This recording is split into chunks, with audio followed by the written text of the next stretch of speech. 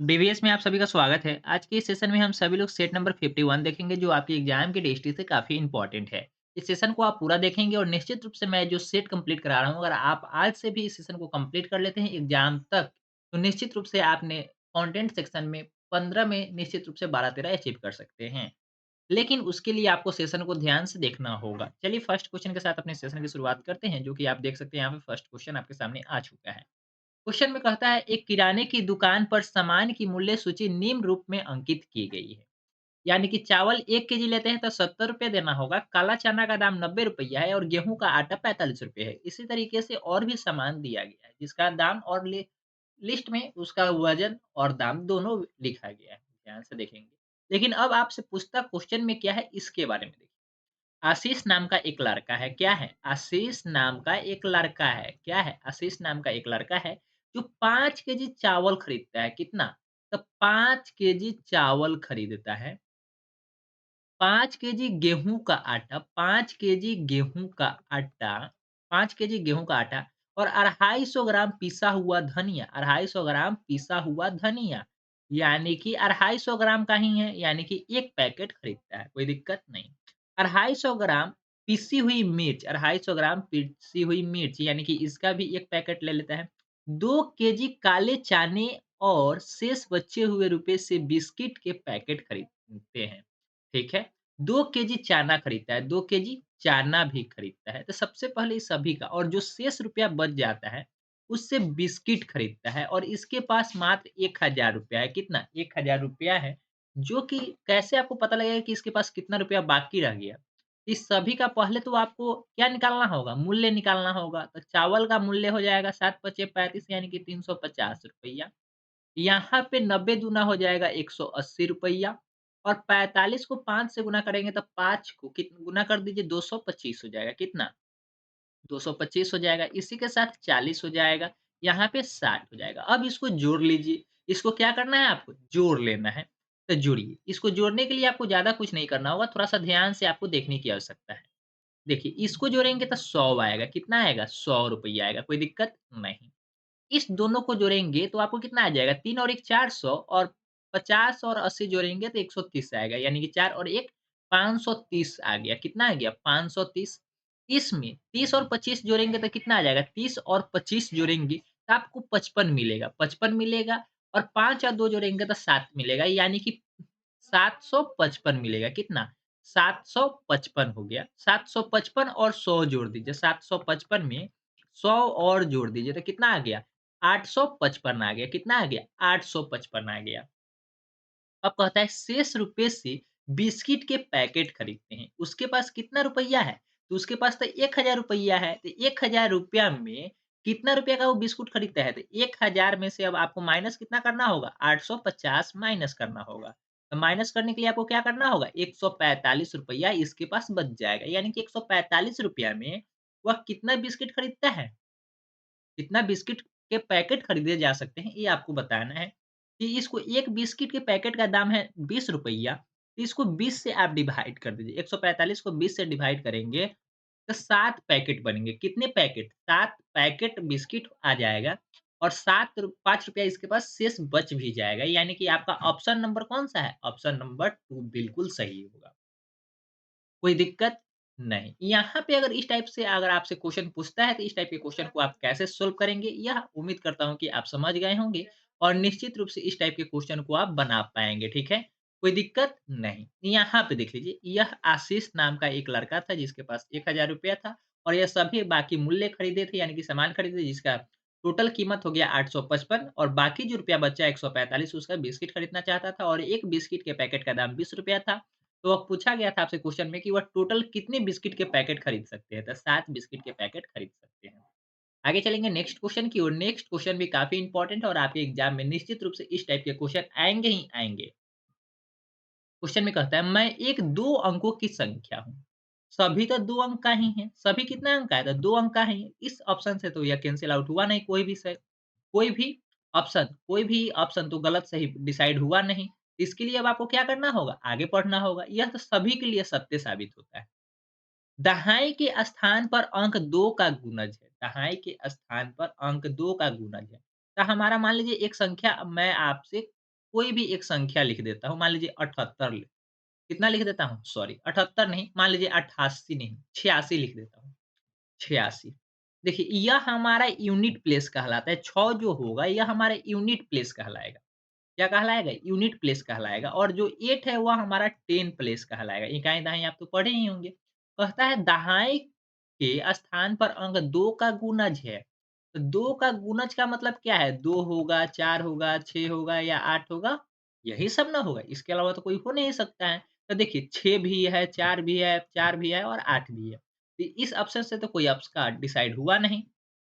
इस ऑप्शन से, तो कोई गलत सही तो डिसाइड हुआ नहीं, यानी कि अभी तक जो भी हम क्वेश्चन पढ़े और उसके अकॉर्डिंग हमारा जो भी डाटा निकला या जो निष्कर्ष निकला, उसके अकॉर्डिंग अभी तक सारे ऑप्शन सही है। और इकाई के स्थान पर अंक 3 का गुणज है। इकाई के स्थान पर यह हमारा 10 प्लेस पे है 2 का गुणज और इकाई यानी कि यूनिट प्लेस पे हमारा 3 का गुणज है। यानी कि 3, 6, 9 इसके अलावा तो कोई हो ही नहीं सकता है। तो देखिए 6 भी है, 6 9, 6, 9, 3 है यानी कि अभी तक सभी सही है। ये भी आपके सभी ऑप्शन के लिए क्या कर रहे हैं? सर्टिफाइड हो रहे हैं। कहता है दोनों संख्याओं का योग यानी कि दोनों संख्याओं का योग का मतलब है मान लीजिए हम 86 एक संख्या माने थे, तो दोनों संख्याओं का योग यानी कि 8 प्लस 6 कितना हो जाएगा? 8 प्लस 6 यानी कि 14 हो जाएगा, यानी कि योग जो 14 आया यह दोनों संख्याओं का योग कहा जाएगा।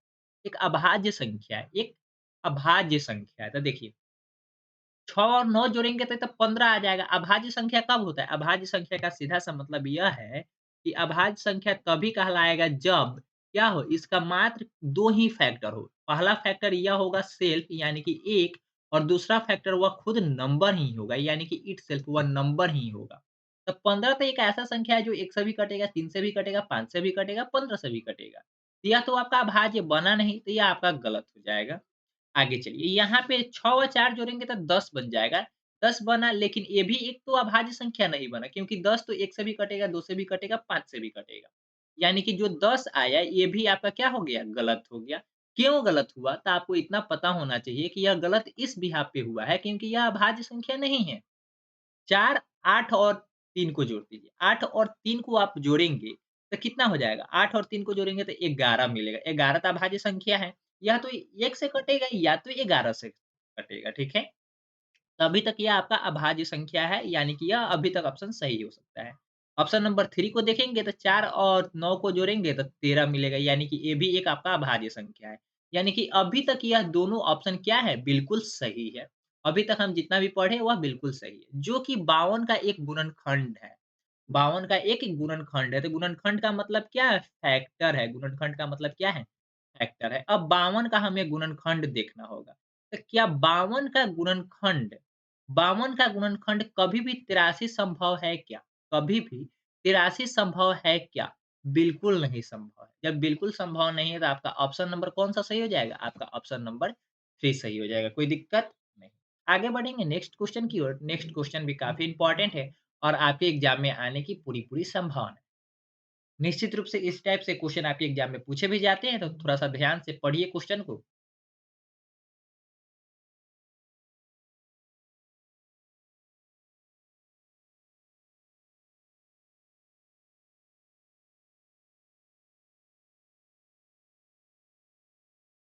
उम्मीद करता हूँ आप सभी लोग क्वेश्चन पढ़ लिए होंगे। कहता है एक कार को भाड़े पर लेने के लिए किराए की दर निम्न है। किराए की दर निम्न है यानी कि 80 किलोमीटर तक 8 घंटे के लिए ₹800। कहता है 80 किलोमीटर की दूरी 8 घंटा के लिए 8 घंटा के लिए कितना रुपया लेता है? ₹800 लेता है। कितना रुपया लेता है? यह हमारा डिस्टेंस हो गया, यह हमारा डिस्टेंस हो गया, यह हमारा टाइम हो गया और यह हमारा मनी हो गया। कोई दिक्कत नहीं। इतना तो आप समझ गए होंगे। पता है प्रति अतिरिक्त घंटे के लिए ₹100 और प्रति अतिरिक्त किलोमीटर के लिए ₹10। यानी कि अब 80 किलोमीटर के ज़्यादा आप चलते हैं, तो प्रति किलोमीटर के अनुसार आपको ₹10 देना होगा। यानी कि 1 किलोमीटर भी जाते हैं, तो इसके लिए आपको ₹10 देना होगा और प्रति घंटा के लिए ₹100 देना होगा, ठीक है? प्रति घंटा के लिए यानी कि प्रति घंटा 1 घंटा के लिए आपको कितना रुपया देना होगा? ₹100 देना होगा। कितना रुपया? ₹100 देना होगा। कहता है अब आगे क्या ₹100 देना पड़ता है। सुनील नाम का एक लड़का है। सुनील नाम का एक लड़का है जो क्या करता है 250 किलोमीटर का रफ्तार सफ़र 250 किलोमीटर का सफ़र 250 किलोमीटर का सफ़र और ए से लेकर बी तक के शहर के बीच में 250 किलोमीटर का सफ़र शहर तक किया। 250 किलोमीटर का अभी तक सफ़र किया है पार्टी ए से बी तक। उसने सुबह 7 बजे प्रस्थान किया। कितना? 7 बजे प्रस्थान किया 7 बजे यह मान लीजिए शहर ए से चलना शुरू किया, 7 बजे चलना शुरू कर दिया और उसी दिन शाम 4 बजे पहुँच गया। उसी दिन शाम 4 बजे पहुँच गया, वह पहुँच गया। उसे कितनी राशि देनी है? उसे कितनी राशि देनी है? उसे कितनी राशि देनी है, अब आपको बताना है। तो सबसे पहले आप ये कैलकुलेट कर लीजिए कि इसको देना कितना होगा? इसको देना क्या होगा और कितना रुपया देना होगा? तो आप सभी को पता होना ही चाहिए कि इस क्वेश्चन में कहता क्या है कि कम से कम अगर आप 80 किलोमीटर की यात्रा तय करते हैं, तो ₹800 देना होगा 8 घंटे के लिए। देखिए इधर 7 बजे से लेकर 4 बजे तक गाड़ी इसके पास रहा था, टोटल टाइम क्या हो गया? तो टोटल टाइम हमारा कितना निकला 7 बजे से पहले यानी कि यह टोटल 9 घंटा टाइम लिया है। कितना घंटा? 9 घंटा और आपको पता है कि हर 1 घंटे के लिए ₹100 चार्ज करेगा, कब? अगर 8 घंटा से ज़्यादा गाड़ी रहता है। यानी कि अगर मान लीजिए इसको हम तोड़ेंगे तो 8 घंटा प्लस 1 घंटा होगा या नहीं होगा? हाँ, बिल्कुल होगा। तो क्या इसके लिए आप 8 घंटा के लिए ₹800 देंगे? हाँ, बिल्कुल देंगे। और 1 घंटा के लिए ₹100 देंगे क्या? हाँ, देंगे। तो अभी तक यह ₹900 हुआ। कितना रुपया दे दिया? तो समय के लिए ₹900 गाड़ी वाले को दे चुका है। अब डिस्टेंस के अकॉर्डिंग निकालिए। अब यह कितना डिस्टेंस चला है? इसके अकॉर्डिंग भी तो इसका वेट निकलेगा ना, इसका भार क्या निकलेगा इसका? डिस्टेंस निकलेगा और उसके आधार पे इसका भाड़ा निकलेगा। तो 250 किलोमीटर जाता है, लेकिन 250 किलोमीटर जाने के लिए यह 80 किलोमीटर जाता है तो ₹800 में चल जाएगा। 80 किलोमीटर जाता है तो ₹800 में चल जाएगा, यानी कि 8 घंटा और 80 किलोमीटर जाने के लिए ₹800 यह दे चुका है। तब बाकी कितना बचा है? तो इसमें से 250 में से 80 घटा दीजिए तो कितना आएगा? 170 किलोमीटर आएगा। कितना? 170 किलोमीटर आएगा। कितना आएगा? 170 किलोमीटर आएगा और आपको पता है कि हर 1 किलोमीटर के लिए ₹10 देना है। हर 1 किलोमीटर के लिए ₹10 देना है, यानी कि 80 किलोमीटर और 170 किलोमीटर। तो 170 किलोमीटर के लिए फिर से इसको ₹1700 तो देना होगा ना। 1700 और 900 टोटल जोड़ देंगे तो ₹1700 और ₹900 दोनों को आप जोड़ देंगे, तब आपको मिल जाएगा ₹2600 कितना? ₹2600 मिल जाएगा। कितना रुपया मिलेगा? ₹2600 उस कार वाले को भाड़ा के रूप में देना पड़ेगा। किसको देना पड़ेगा? तो सुनील नाम का जो लड़का था, उसको देना होगा। क्या? सुनील नाम का जो लड़का है, इसको किसको देना होगा? कार वाले को देना होगा। कोई दिक्कत नहीं। उम्मीद करता हूँ आपको इस टाइप के जब क्वेश्चन आएँगे तो आप बना पाएँगे। आज काफ़ी थोड़ा-सा धीरे-धीरे चल रहा हूँ, क्योंकि आप सभी को काफ़ी डिटेल्स के साथ मैं आपको समझा भी पा रहा हूँ और उम्मीद करता हूँ आप सभी लोग समझ भी पाएँगे। देखिए, यहाँ पे क्वेश्चन में आपसे पूछता है अवरोही क्या? अवरोही क्रम में व्यवस्थित करने पर अवरोही क्रम में व्यवस्थित करने पर अवरोही का मतलब क्या होता है? असेंडिंग ऑर्डर या डिसेंडिंग ऑर्डर? सबसे पहले आप ये बताइए हमें कि असेंडिंग ऑर्डर होता है या डिसेंडिंग ऑर्डर? तो आप कहेंगे सर इस क्वेश्चन को अगर आप हमें इंग्लिश में दिखा दीजिएगा तो हम इस क्वेश्चन को अच्छे से सोल्व कर पाएँगे। तो यहाँ पे देखिए आपके सामने क्वेश्चन असेंडिंग और डिसेंडिंग का यहाँ पे लिखा भी गया है। क्या? Descending order. डिसेंडिंग ऑर्डर का मतलब क्या होता है? घटते हुए क्रम में, यानी कि सबसे बड़का सबसे पहले और सबसे छोटका सबसे लास्ट में, कोई दिक्कत नहीं। यह क्रम में यह सीरीज़ चलता है, ठीक है? अब आप लोग समझ गए होंगे कि आपको करना क्या है और अवरोही का मतलब भी क्या होता है। तो अवरोही का मतलब होता है कि घटते हुए क्रम में इसको अरेंज करना है, घटते हुए क्रम में अरेंज करना है। तो देखिए इसमें सबसे बड़का है कौन? इसमें सबसे बड़का है 909 9.99 है। क्या है? यह 9.99 है। यह आपका सबसे बड़का है। 9.99 यह आपका सबसे क्या है? बड़ा है। इससे छोटा सॉरी यह साइन नहीं होगा, आपका यह साइन होगा, कोई दिक्कत? आपका यह साइन होगा, ठीक है? इससे छोटा अब कौन-सा है? तो ये 99 ज़ीरो है, 99 9.99 ज़ीरो है, इसके जस्ट बगल में आप देखेंगे तो आपका आ जाएगा यह 2 नंबर, यानी कि 9.9 09 कोई दिक्कत? इससे थोड़ा-सा छोटा और देखेंगे तो यह 90 है, 90 से थोड़ा-सा और छोटा देखिए तो यह आपको मिलेगा क्या? यह आपका ऑप्शन नंबर 3 मिलेगा, यह आपका मिलेगा, क्या मिलेगा? 9.099 और इसके बाद आएगा 9.09 और सबसे लास्ट में आएगा आपका 9.009। अब आपसे क्वेश्चन में पूछता क्या है तीसरे स्थान पर कौन-सा हो जाएगा? तो यह आपका पहला स्थान है या दूसरा स्थान है और यह तीसरा स्थान है। यानी कि 9.099 आएगा। 9.099 यानी कि आपका ऑप्शन नंबर 2 बिल्कुल सही है। कोई दिक्कत? आगे बढ़ेंगे नेक्स्ट क्वेश्चन की ओर। नेक्स्ट क्वेश्चन भी काफ़ी इम्पोर्टेंट है, थोड़ा-सा ध्यान से देखिए। क्वेश्चन नंबर 35 में आपसे कहता है एक 4 अंकों की संख्या कितने अंक की संख्या है? 4 अंक की संख्या है। 100वें स्थान पर 0 100वें स्थान पर यह आपका इकाई प्लेस हो गया, यूनिट प्लेस क्या है? यह यूनिट प्लेस हो गया, यह आपका 10 प्लेस हो गया और यह आपका 100 प्लेस हो गया और यह हमारा 1000 प्लेस हो गया। कोई दिक्कत? नहीं, तो 100 प्लेस पे यानी कि 100वें स्थान पे 0 है। दहाई के स्थान पर अंक इकाई के स्थान पर अंक से दुगुना है। यानी कि जो यूनिट प्लेस पर अंक है, उससे दुगुना हमारा दहाई के स्थान पे है, कोई दिक्कत नहीं। जबकि हज़ारवें स्थान पर अंक इकाई के स्थान पर अंक से 3 गुना है। यानी कि इकाई पे जो संख्या होगी, वही उसी का 3 गुना हमारा किस में है? हज़ार के स्थान पे है।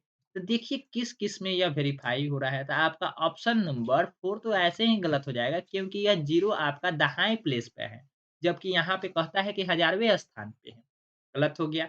अब देखिए 4 का अगर आप 3 गुना करेंगे तो 12 आएगा, जो कि आपका ऑप्शन नंबर 2 भी गलत हो गया। तो 2 ऑप्शन अभी तक गलत हो चुका है, कोई दिक्कत नहीं। अब देखिए 2 का अगर आप 3 गुना करेंगे तो 2 का 3 गुना करेंगे तो कितना आएगा? 2 आएगा या 3 आएगा? 2 का अगर आप 2 से गुना करेंगे तो कितना आएगा? 4 आएगा। लेकिन आपको तो 3 से गुना करना है ना क्योंकि इकाई का स्थान जो है वह हज़ारवें स्थान पे जो अंक है उसका 3 गुना है। यानी कि 2 को आपको 3 से गुना करना है। 2 को अगर आप 3 से गुना करेंगे तो 4 ना आके क्या आ जाएगा? 6 आएगा। तो आपका ऑप्शन नंबर 1, 2 और 4 गलत हो गए, तो बचा कौन? ऑप्शन नंबर 3 यानी कि आपका ऑप्शन नंबर 3 सही है, कोई दिक्कत नहीं। आगे बढ़ेंगे नेक्स्ट क्वेश्चन की ओर। नेक्स्ट क्वेश्चन काफ़ी इंपॉर्टेंट है, ध्यान से देखिए। एक 2 अंक वाली संख्या और इन अंकों को पलटने पर 2 अंकों की एक संख्या है, क्या है? एक 2 अंकों वाली संख्या और इन अंकों को पलटने पर बनी संख्या का योग 88 है, बनी संख्या का योग। पलटने पर देखिए, बनी संख्या और पलटने पर बनी संख्या का योग सबसे पहले तो 2 अंकों की संख्या है, तो आखिर मान लीजिए क्या है? मान लेते हैं थोड़ी देर के लिए 45 बना, क्या? 45 बना, ठीक है? अब कहता है इसको पलट देते हैं, तो पलटेंगे तो क्या हो जाएगा? 54 हो जाएगा ना? पहले 4 पर 5 लिखे हुए थे, लेकिन अब क्या हो जाएगा? 5 पर 4 हो जाएगा। अब जो पलटने पर संख्या बना इस दोनों को यानी कि 45 और 54 को जोड़ेंगे तो हमारा 88 आना चाहिए। 88 आना चाहिए। ऐसी कितनी संख्याएँ हैं जिनमें से दहाई का अंक इकाई के अंक से 12 है? इकाई के अंक से 12 है। तो सबसे पहले देखिए, 2 अंकों की संख्या आपको बनाना है और उसको पलट के जोड़ने पर क्या आना चाहिए? 88 आना चाहिए और आपसे पूछा जा रहा है कि यह संख्या कितनी है? तो मैं आपको बता देता हूँ 1-2 एग्ज़ाम्पल और उसके बिहाफ़ पे आप इस क्वेश्चन को सॉल्व करके और इसका आंसर आप लगा लीजिएगा।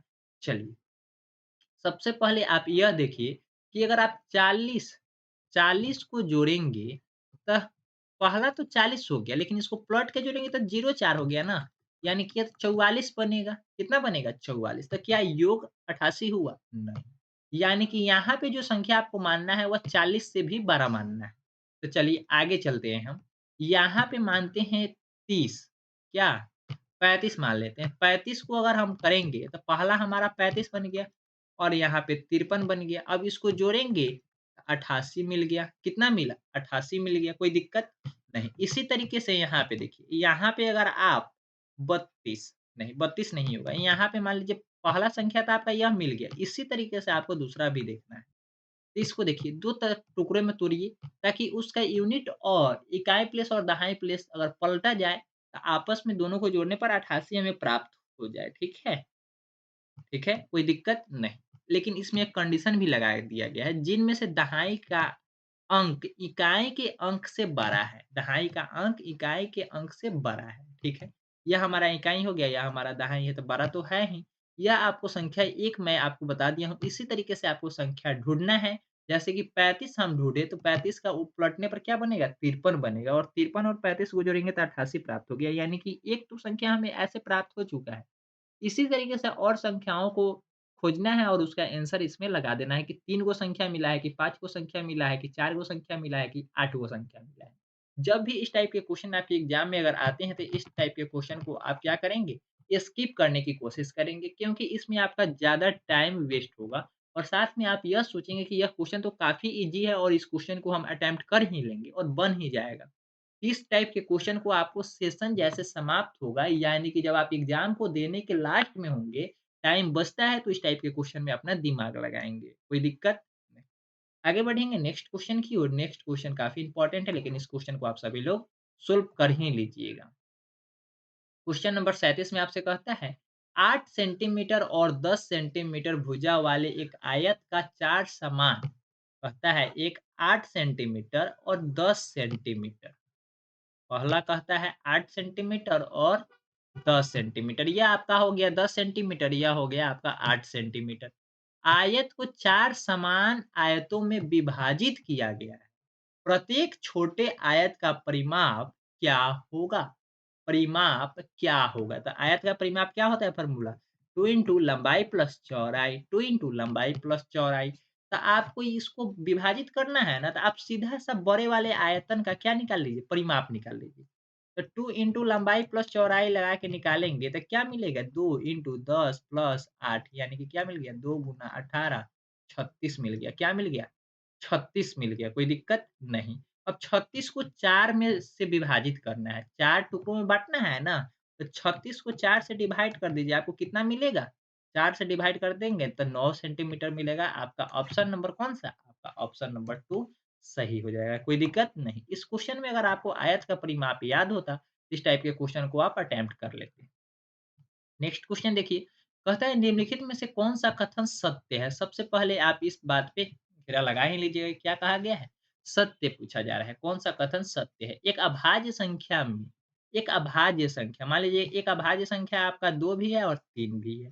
तो मान लीजिए उदाहरण के तौर पे 3 मान लेते हैं। जब दूसरी अभाज्य संख्या जोड़ी जाए, मान लीजिए दूसरी अभाज्य संख्या 2 ही मान लेते हैं, जोड़ी जाए तो सादा एक अभाज्य संख्या प्राप्त होता है। सादा ही, सादा का मतलब है हमेशा।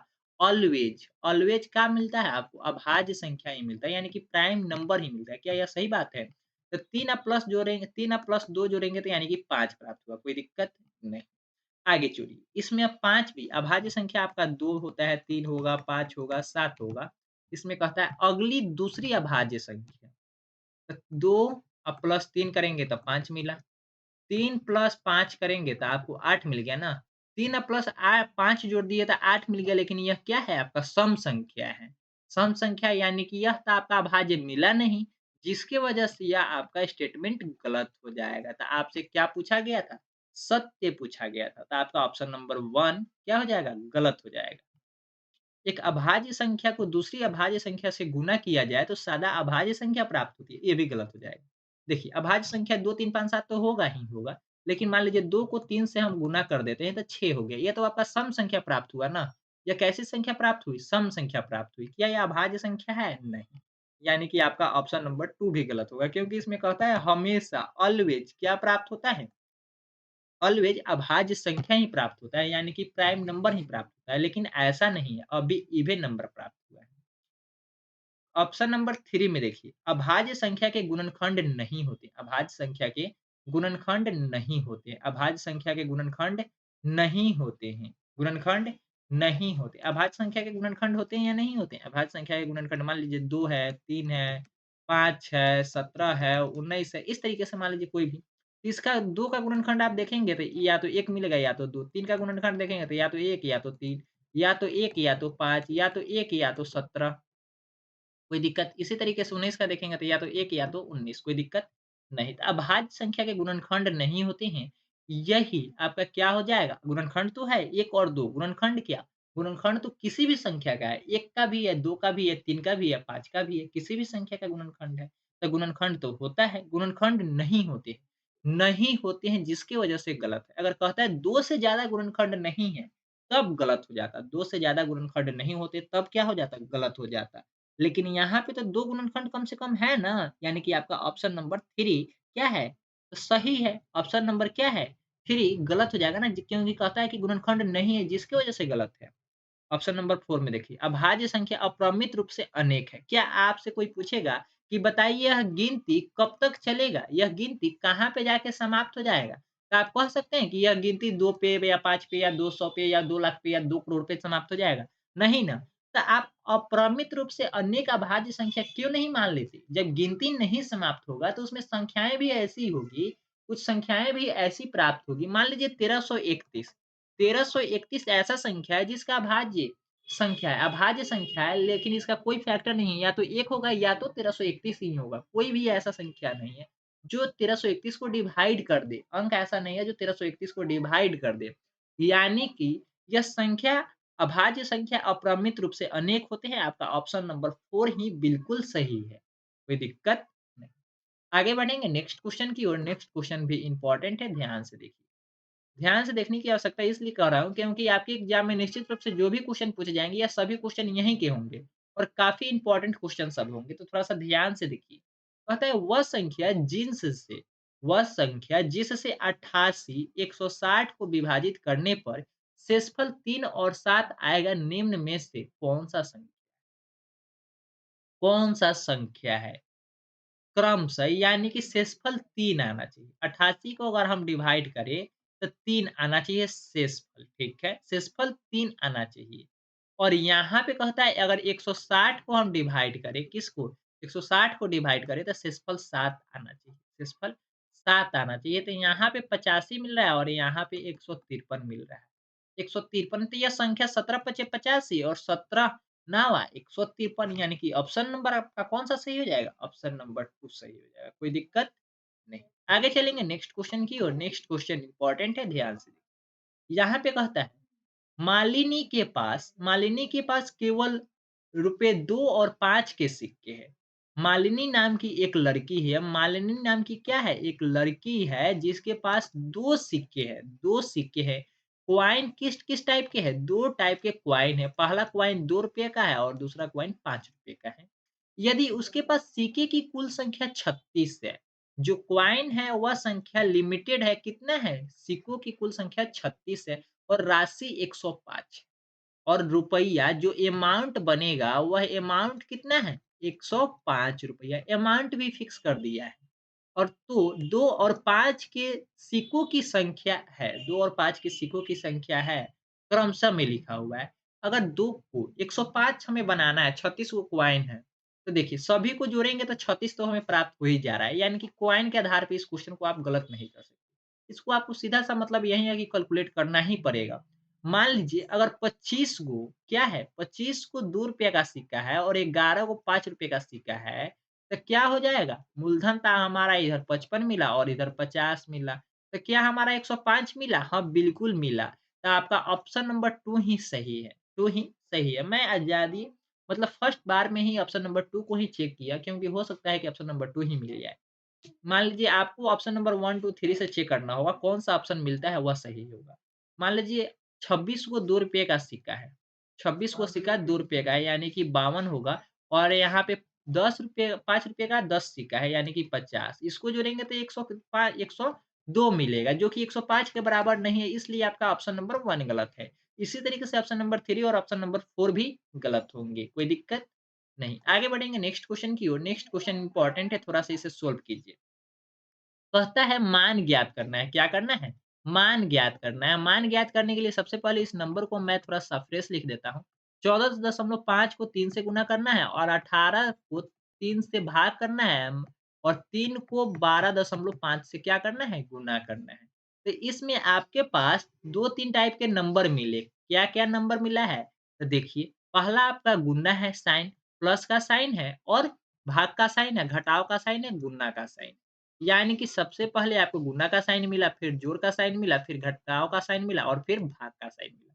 तो इस सभी में आप सभी लोग तो इतना पढ़े ही होंगे कि बोर्ड मास यानी कि बी से ब्रैकेट ओ से ऑफ डी से डिवीजन यानी कि सबसे पहले डिवीजन का क्रिया करते हैं। 1 नंबर पे हमारा डिवीजन होगा, 2 नंबर पे हमारा मल्टीप्लाई होता है, 3 नंबर पे हमारा ऐड होता है और 4 नंबर पे सब्ट्रैक्ट होता है। यानी कि सबसे पहले हम क्या करेंगे? भाग करेंगे। इसको भाग करने के लिए इस नंबर को ऐसे ही आप नोट ही रहने दीजिए, कोई दिक्कत 18 को 3 से 18 को आप क्या कर दीजिए 18 को 3 से आप क्या करेंगे? भाग करेंगे। 18 को जैसे ही आप 3 से भाग करेंगे 18 को 3 से भाग करेंगे तो आपको 6 मिलेगा। कितना मिलेगा? 6। इसी तरीके से आप गुणा का रहने दीजिए गुणा की जगह पे। अब इसके बाद गुणा का क्रिया होगा, तो गुणा का क्रिया होगा तो 14.5 को 3 से गुणा करेंगे तो 14 तिया 42 और डेढ़ क्या हो जाएगा? 43.5 मिलेगा, कोई दिक्कत? प्लस 6 माइनस 12 तिहाई 36 और डेढ़ 37.5 मिलेगा। 43 में 6 जोड़ दीजिए, 43 में 6 और जोड़ दीजिएगा तो 49 हो जाएगा। 49.5 में से 37.5 आप घटा देंगे, तो देखिए 5 0.5 से 0.5 तो ऐसे ही घट जाएगा और 49 में से 37 घटा लीजिए तो आपको 12 मिलेगा। क्या मिलेगा? 12। आपका ऑप्शन नंबर कौन-सा सही है? ऑप्शन नंबर 2 सही है, कोई दिक्कत नहीं। आगे बढ़ेंगे नेक्स्ट क्वेश्चन की ओर। नेक्स्ट क्वेश्चन इम्पोर्टेंट है, ध्यान से देखिएगा। क्वेश्चन नंबर नेक्स्ट में आपसे कहता है, एक बाग के वृक्षों में जामुन के वृक्षों की संख्या 1/6 भाग है। कहता है एगो बगीचा है यानी कि एगो गार्डन है। इस गार्डन में रंग-बिरंगे क्या है? पौधे लगे हैं, लेकिन इसका कुछ कंडीशन है। कहता है बाग के वृक्षों में जामुन के वृक्षों की संख्या का मान लीजिए जामुन का अगर वृक्ष हमारे पास बाग में कितना है? X है, तो बाग में वृक्षों में जामुन के वृक्षों की संख्या है, वह 1/6 भाग है। यानी कि छठा भाग, यानी कि यह पूरे बाग में अगर यानी कि यह बगीचा में X पेड़ है, तो उसमें से जामुन का कितना है? X/6 यानी कि छठा भाग है। आधे वृक्ष इस टाइप के पौधे का है और बाकी आधे वृक्ष और आधे वृक्ष इस टाइप के पौधे हैं। यानी कि बचा क्या? उसका आधा यह है और बाकी पीपल के वृक्ष है। यदि जामुन के वृक्षों की संख्या 6 है, तो कहता है 1/6 1/6 का मतलब क्या आ गया? मान लीजिए एगो था, पूरा पौधा एक ही है, तो उसमें से क्या है? छठा भाग जामुन है। यानी कि जामुन के वृक्षों की संख्या 6 है, यानी कि एक के वृक्षों की संख्या 36 हो जाएगा। क्या हो जाएगा? तो आपसे पूछ रहा है बाग में पीपल के कितने वृक्ष है? पीपल के वृक्ष आपसे पूछा जा रहा है क्या? पीपल के वृक्ष पूछा जा रहा है, तो टोटल आपको यह पता लग गया है कि 36 गो इसमें वृक्ष है, तो 36 का अधिया कितना होता है? यह आप बताइए। थोड़ा-सा इसे 2 से डिवाइड करके आप आंसर बताइए, ऑप्शन नंबर 1 सही है या ऑप्शन नंबर 2 या 3 या 4 कौन-सा? आप बताइए।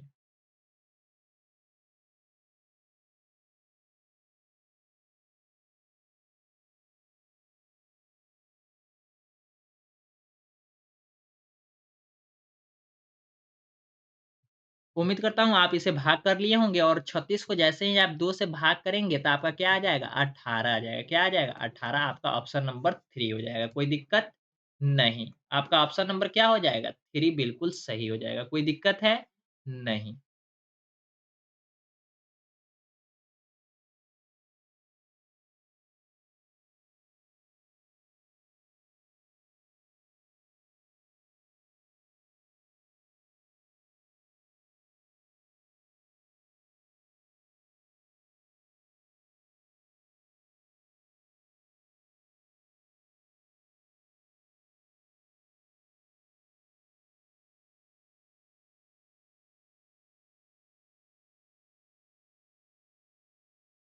नेक्स्ट क्वेश्चन आपके सामने है। एक रेलगाड़ी विशाखापट्टनम से 1 सितंबर कब? 1 सितंबर को चलती है। 1 सितंबर को चलती है 2019 को।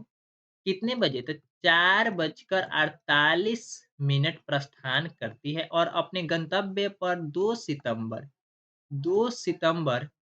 2019 को 17:37 बजे पहुँच जाती है। तो रेलगाड़ी में कुल कितना समय लगा? यह ट्रेन जो है यह मॉर्निंग के आवर में क्या है? स्टार्ट हुआ है विशाखापट्टनम से, कोई दिक्कत नहीं। तो इसको 12 बजने तक कितना टाइम लगा? आप यह कैलकुलेट कर लीजिए। तो आप देखिएगा 1 सितंबर से 2 सितंबर के बीच में कितना देर टाइम है? ऐसा तो कोई ज़्यादा टाइम है नहीं। 24 घंटा यह लग गया सुबह के 4 बजकर 48 मिनट तक। सुबह के 4 बजकर 48 मिनट तक 24 घंटा हो गया है, ठीक है? आगे देखिए, 4 बजे से 7 बजे तक 17 बजे तक जाना है, यानी कि इसमें से कितना घटेगा? इसमें से 17 13 घंटा हो गया। 13 12 घंटा इसमें और जोड़ लीजिए, 36 घंटा यह हो गया। 36 घंटा, अब 36 घंटा कै मिनट? तो इधर 37 मिनट है और इधर 48 मिनट है। तो 37 में 1 घंटा और 1 घंटा में 60 मिनट होते हैं। 37 97 मिनट हो जाएँगे। 97 में से 48 घटाएँगे तो आपका कितना आ जाएगा? घटाइए 9 यूनिट प्लेस पे आपका 9 आएगा यानी कि 36 घंटा 49 मिनट इसका बिल्कुल पूरा टाइम लगा। कोई दिक्कत नहीं। इस टाइप के क्वेश्चन होंगे तो आपको टाइम कैलकुलेट करने की आवश्यकता है। टाइम कैलकुलेट कर लीजिए, बिल्कुल सही आंसर आपको मिल जाएँगे। यहाँ पे कहता है 44 नंबर क्वेश्चन में कि निम्नलिखित में से कौन-सी लंबाई को बढ़ते क्रम में व्यवस्थित किया गया है? इस क्वेश्चन को आप हमें कमेंट करके बता दीजिएगा कि इसका आंसर आपका ऑप्शन नंबर 1 सही है या ऑप्शन नंबर 2 या ऑप्शन नंबर 3 या ऑप्शन नंबर 4 कोई दिक्कत नहीं। क्वेश्चन नंबर 45 में देखिए, क्वेश्चन नंबर 45 में आपके सामने है, काफ़ी इंपोर्टेंट क्वेश्चन है, थोड़ा-सा ध्यान से देखने की आवश्यकता है। कहता है एक 270 सेंटीमीटर लंबी तार को 270 सेंटीमीटर लंबी तार को क्या करता है? आयत बनाता है। आयत बनाता है यानी कि परिमाप, आयत का परिमाप हमें मिल चुका है। आयत का परिमाप मिला, क्या मिला? 270 सेंटीमीटर। तो आयत का परिमाप हमारा क्या होता है? 2 इंटू लंबाई प्लस चौड़ाई बराबर 270 कोई दिक्कत नहीं। यदि इस आयत की चौड़ाई 50 सेंटीमीटर है, आयत की चौड़ाई 50 सेंटीमीटर है, तो अब यहाँ पे लंबाई की जगह पे लंबाई रहने दीजिए और यहाँ पे चौड़ाई की जगह पे आप 50 लिख दीजिए, कोई दिक्कत नहीं। चौड़ाई की जगह पे 50 लिख दीजिए क्योंकि चौड़ाई तो आपको दिया हुआ है, यहाँ पे 270 ठीक है। अब इस यहाँ पे 2l आ जाएगा और 100 50 को 2 से गुना करेंगे तो 100 आ जाएगा 270 यहाँ पे 2l बराबर हो जाएगा 270 माइनस 100 यहाँ से L 2L बराबर हो जाएगा 170 और यहाँ से L बराबर आपके सामने निकलता है 170 को जैसे ही आप 2 से डिवाइड करेंगे, तो आपके सामने आ जाएगा कितना 8 और 5 85 सेंटीमीटर कितना आ जाएगा 85 सेंटीमीटर आपका ऑप्शन नंबर कौन-सा? ऑप्शन नंबर यहाँ पे बिल्कुल सही हो जाएगा ऑप्शन नंबर 3 कोई दिक्कत बिल्कुल नहीं, ऑप्शन नंबर 3 बिल्कुल सही है। यहाँ पे आपका सेशन कंप्लीट होता है और उम्मीद करता हूँ कि आपको यह सेशन काफ़ी अच्छी लगी होगी।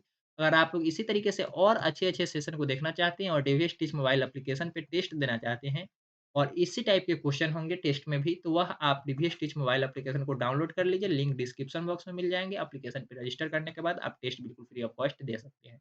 कोई दिक्कत नहीं है, सिर्फ ओनली वन मैथ का और अगर आप पूरा टेस्ट देना चाहते हैं, तो उसके लिए आपको पेड मॉक टेस्ट में जाकर टेस्ट देना होगा।